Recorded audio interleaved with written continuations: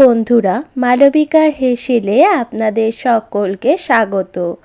আজ আমি আপনাদেরকে রান্না করে দেখাবো চিংড়ি মাছ দিয়ে খিচুড়ি।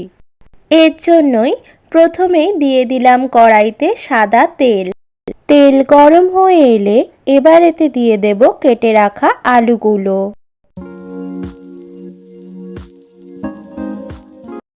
আলুগুলো ভেজে নেওয়ার জন্য দিয়ে দেব এতে সামান্য হলুদ গুঁড়ো আর সামান্য পরিমাণ নুন।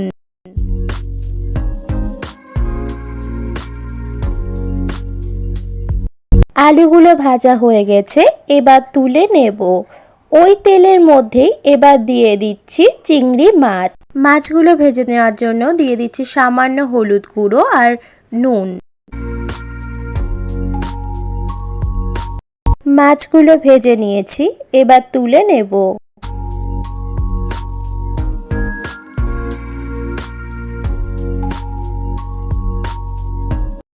এবার মাছ ভাজা তেলের মধ্যে দিয়ে দিচ্ছি 3টে এলাচ, একটা দারচিনি আর একটা তেজপাতা। এবার ফোড়নটাকে হালকা করে ভেজে নিতে হবে। দিয়ে দিচ্ছি বড় সাইজের একটা পেঁয়াজ কুচি। পেঁয়াজটাকে হালকা করে ভেজে নিতে হবে। এবার এতে দিয়ে দিচ্ছি 100 গ্রাম মুগের ডাল। মুগ ডালটাকে শুকনো কড়াইতে ভেজে নিয়েছি আর ভালো করে তারপর জল দিয়ে ধুয়ে নিয়েছি।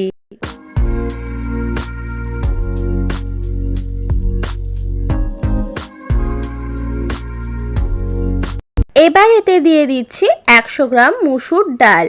এখানে আপনারা চাইলে রান্নাটা শুধু মুসুর ডালেও করতে পারেন।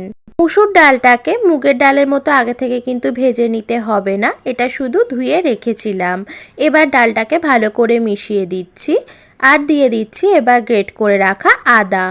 1 চা চামচ হলুদ গুঁড়ো, 1 চা চামচ ধনে গুঁড়ো, 1 চা চামচ জিরে গুঁড়ো, 1 চা চামচ শুকনো লঙ্কার গুঁড়ো, 4টে চেরা কাঁচা লঙ্কা আর পরিমাণ মতো নুন। ভালো করে মশলাটাকে মিশিয়ে নেব। এবার এতে জল দিয়ে ধুয়ে রাখা 200 গ্রাম সিদ্ধ চাল দিয়ে দিলাম।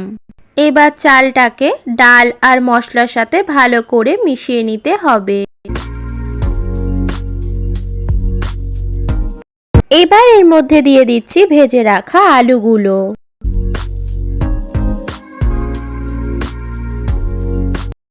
এবার এতে দিয়ে দিচ্ছি 1 চা চামচ চিনি।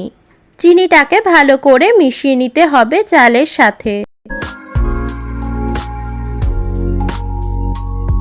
এবার এতে দিয়ে দিচ্ছি পরিমাণ মতো জল, চাল আর ডালটাকে সিদ্ধ করে নেওয়ার জন্য।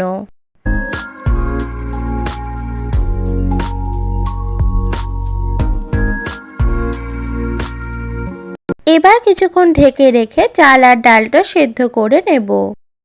প্রায় 6-7 মিনিট পরে একবার ঢাকনাটা খুলে দেখে নেব যাতে খিচুড়িটা লেগে না যায়।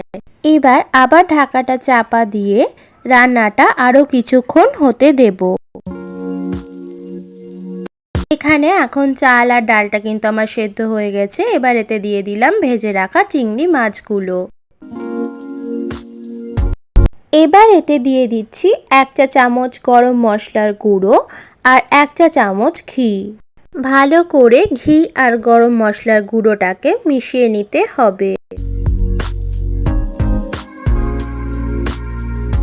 চিংড়ি মাছ দিয়ে খিচুড়ি একদম তৈরি।